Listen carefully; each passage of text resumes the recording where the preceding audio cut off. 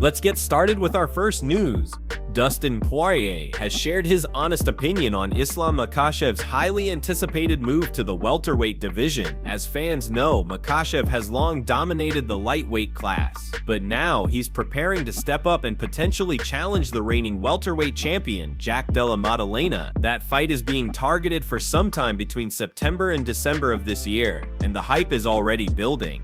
Speaking to the media ahead of UFC 318, Poirier didn't hold back in his praise for his former opponent. He made it clear that Makhachev isn't just moving up for fun. He believes Islam has a real shot at becoming a two-division champion. Poirier stated, "He's a big guy. I think he's gonna fill into that weight class. He's already a really big 155er, so I think moving up to 170 will actually make his lifestyle outside of training camp a little more comfortable. He won't have to deal with such a hard weight cut, and that might make him even more dangerous." Poirier went on to say that he believes Islam will fit into the welterweight class with no problem at all, and emphasized that he could absolutely become champion in this second division, coming from someone who has shared the octagon with Makhachev. Those words carry serious weight. According to Poirier, the size and skill that Islam already brings to lightweight make him a natural fit for welterweight. But the big question is, how will he do against someone like Jack Della Maddalena? Poirier gave a thoughtful response, saying, "I think the beginning of the fight is going to tell the whole story. It's all about how well JDM does at getting back up once Islam takes him down. It's about how well JDM can keep Islam off of his legs, off of his feet, and off of the cage. That early stretch of the fight will really determine how things play out." He added, "JDM is a big guy, athletic too. He's not gonna go down easy, and he can definitely make things interesting. That's why I'm excited about this matchup. It's one of those fights where anything can happen depending on the game plan and how each fighter executes it in those first few exchanges." It's clear that Poirier sees this as more than just a routine step up. He sees it as a serious threat to the current champion and a legitimate chance for Makhachev to make history. The fans are buzzing, the division is heating up, and if this fight gets finalized, it could be one of the most exciting title clashes of the year. Moving on to the second news, Dana White couldn't help but laugh uncontrollably when Conor McGregor's name came up in a rather unexpected context. During a recent interview with Pat McAfee, the conversation turned lighthearted and eventually hilarious when Pat jokingly brought up McGregor's recent controversy involving leaked nude photos that had been making waves online. The moment instantly sparked laughter across the room, including Dana White and co-host Stitches, who simply couldn't contain themselves. Pat set the tone with a cheeky grin as he transitioned, saying, "Okay, so on that note, let's go to Ireland. We saw a lot of a guy, but obviously he's massive in the fight world. Go ahead, Conor." The room cracked up. The mention of Ireland was clearly a setup for what was coming next. Pat then took it a step further, diving into the idea of a mega card featuring two of the sport's biggest names. "Yeah, Dana," he continued.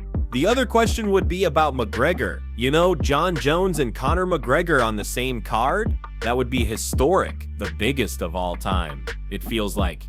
Is that another thing that might be in the works as well? Because, well, we saw a lot of him talking about it too." The double meaning wasn't lost on anyone. Pat's delivery was on point, and Dana absolutely lost it. Dana chuckled, shook his head, and responded through bursts of laughter. "Yeah?" And a lot of him in general. Saw a lot of him. A lot. Saw a lot of him. He wasn't done. Still laughing, Dana finished his reply with, "Keep leaving, Conor. Just keep. The timing, the wordplay, and the absurdity of the situation had the whole room rolling. But as always with Dana White, beneath the jokes there's often a layer of serious hinting. While the focus in this segment was clearly on the viral moment, McGregor's accidental overexposure, what's not being ignored is the possibility of an upcoming return. Because yes, the idea of Jon Jones and Conor McGregor sharing a card would be absolutely monumental. It would be a once-in-a-generation event. And Dana's laughter didn't exactly deny that it could be in the works. In fact, many fans saw his amusement as a sign that something is brewing behind the scenes. One thing's for sure, love him or hate him, McGregor always finds a way to dominate headlines, even when he's not in the cage. Whether it's with his fists, his tweets, other things, Conor's presence in the sport remains as loud and undeniable as ever.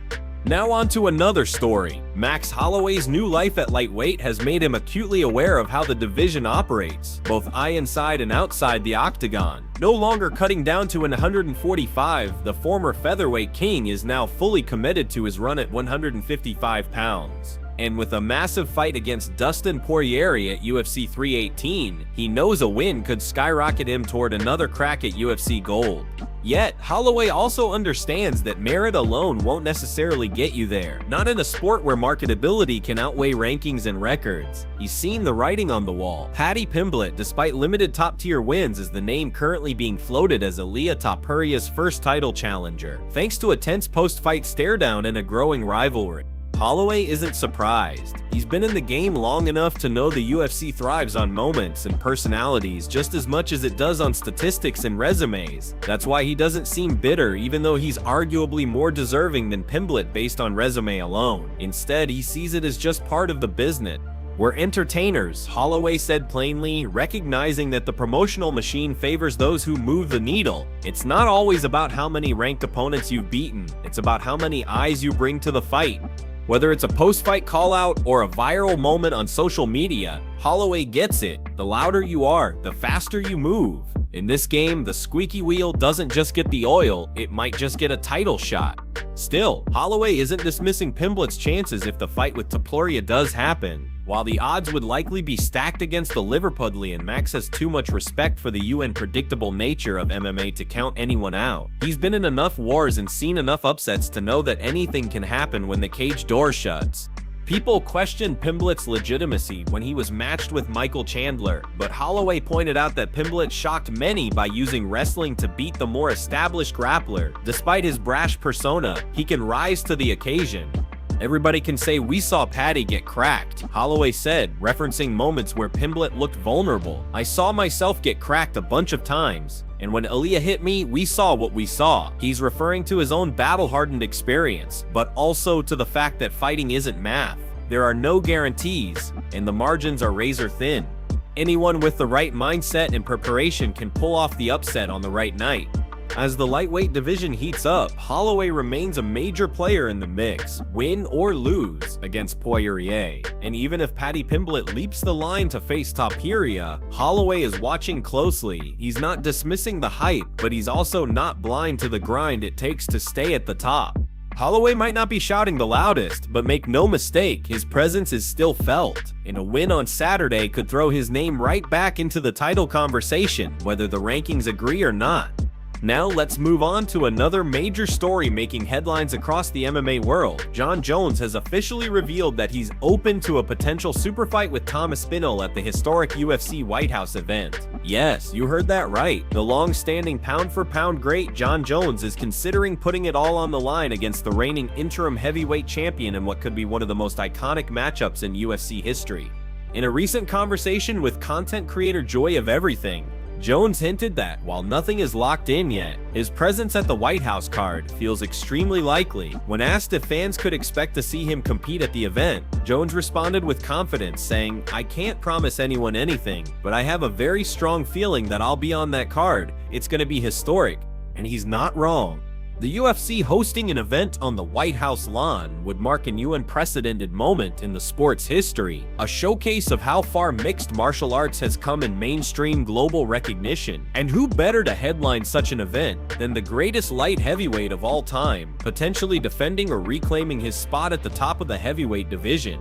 But the real kicker came when Jones was asked about his dream opponent for that night. Without dodging the question, he answered straight up, "I would want to take on whoever's wearing the gold at the end of the year. As of right now, the champion is Tom Aspinall, but we'll see who the champion is when the time comes." That comment lit the MMA world on fire. Jones versus Aspinall is a dream fight that fans have been whispering about ever since Tom's quick rise through the division. With his incredible speed, movement, and well-rounded skills, Aspinall is being hailed as the new breed of heavyweight, a unique mix of athleticism and fight IQ that could pose a real threat to Jones. But Jones didn't back down from that challenge. In fact, he leaned into it. "If it means having an American guy fight for the championship that night," Jones said with a smile, "I'd be willing to put it all on the line." Those are big words from a man who's already done it all. This sounds like one final mountain he's willing to climb. And with Aspinall hungry to cement his own legacy, this is a clash that could define the next era of the heavyweight division. The question is, will the UFC pull the trigger and make it happen at the White House? One thing is certain, if Jones versus Aspinall happens under those lights, in front of that crowd, it will be nothing short of legendary. Moving on, Daniel Cormier believes Derrick Lewis could receive a heavyweight title shot, and he's not even joking. After Derrick Lewis made headlines with a devastating first-round TKO victory over rising contender Talison Terra, the veteran powerhouse immediately began campaigning for another run at the title. While most would dismiss this as just post-fight hype, Cormier doesn't rule it out. In fact, he thinks Lewis might actually be next in line considering the current condition of the heavyweight division. Speaking to MMA Junkie, the former double champion said, "He probably could get a title shot, man. With the way the heavyweight division is right now, he might get an opportunity. If all things were considered and you just need somebody to put on a show, a person that you know is going to bring the eyes, it's Derrick Lewis." Cormier's argument is simple but powerful. Derrick Lewis isn't just a knockout machine, he's also a fan favorite and a certified pay-per-view attraction. Whether it's the flying knees, the wild post-fight celebrations, or the brutally honest interviews, Lewis brings energy and unpredictability to every card he's on. DC continued. He really is gonna bring more eyes than most in the division right now. Tom Aspinall needs challengers. Chael Sonnen told me that on our show. If Sarl gains so much as calves, Derrick Lewis is gonna get a title fight. That comment speaks volumes about the fragile state of the heavyweight contender landscape. With injuries, inactivity, and a lack of consistent performances from other top names, Lewis's momentum couldn't have come at a better time. Currently, Tom Aspinall holds the interim heavyweight title, and Jon Jones remains sidelined with injury. A unification bout is inevitable, but who faces the winner or fills in if either champion gets hurt is still very much up in the air. Derrick Lewis has already fought for the title before, but his recent resurgence combined with the UFC's need for marketable headliners puts him right back in the mix. If the promotion is looking for someone who can deliver fireworks and headline a major card without question, the Black Beast might be their guy. Of course, Lewis still has work to do, but if a few names above him falter, or the UFC needs a last-minute replacement for a title bout, DC believes Lewis will be the first guy they call. So don't be surprised if Derrick Lewis walks into a championship fight again in the near future. As Cormier said, all things considered, you just want someone who will show up and bring the fans, and that's Lewis. He's that guy. And finally, Nate Diaz wants an Ilia Taporia fight. Yes, the Stockton legend is once again making noise, this time with plans for a return to combat sports, and he's got both MMA and boxing in his sights. Despite being out of the spotlight for a while, Diaz has not disappeared. In fact, he's been quietly keeping his eye on some very big names, and a UFC comeback isn't out of the question, depending on how the negotiations play out. In a recent appearance on the Out Cold podcast with UFC Hall of Famer Chuck Liddell, Diaz opened up about who he wants next, and as expected, he didn't hold back. He made it very clear that he's open to fighting both Conor McGregor and Ilia Topuria in MMA. Not only that, but he also threw out the possibility of boxing the winner of the upcoming super fight between Canelo Alvarez and Terence Crawford. When asked point blank who he'd like to fight if given the chance, Diaz answered in true Nate fashion, "If I could fight anybody right now, I would fight with all due respect to them. If Conor McGregor came back and did some SHT Conor McGregor, there ain't nobody else to fight really right now, you know?" He didn't stop there. Diaz continued, "I would like for him to come back and just impress everybody first. Not that he needs to, but it would be great to see him back. Everybody's hating on him, and it's like, I'd like to beat up somebody on top of the world, and I think he's got the capability to do that." Then, without missing a beat, Diaz shifted his focus to Ilia Taporia, the newly crowned UFC featherweight champion who's been making waves. That little Ilia Taporia, he's doing a really good job. He's a little small for me, but I think those two are probably the best fights. It's clear Diaz sees potential in that matchup, not just because of Tapuria's skill, but because of the storyline. Both men bring attitude, heat, and unpredictability to the cage. Even if Tapuria isn't in the same weight class naturally, Nate seems more than willing to meet him halfway. On the boxing side, Diaz didn't shy away from throwing out some massive names.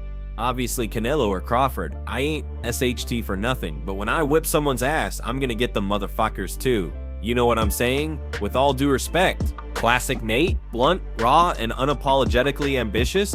While nothing is official just yet, the fact that Diaz is throwing out names like Conor, Ilia, Canelo, and Crawford proves one thing: he's not looking for a warm-up, he wants the biggest fights possible. That wraps up all the latest buzz from the fight world. Stay tuned, the chaos is just beginning.